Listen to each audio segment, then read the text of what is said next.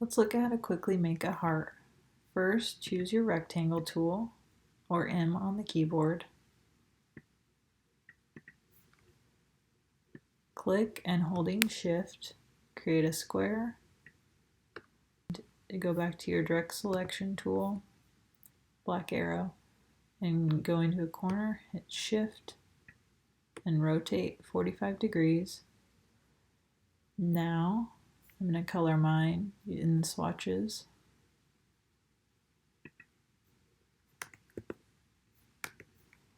And you'll go to your pen tool, or P, holding down Option, click on the side.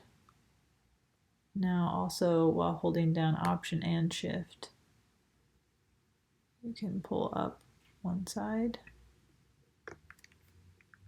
Now I'm going to go back to my black arrow and move this up to an edge.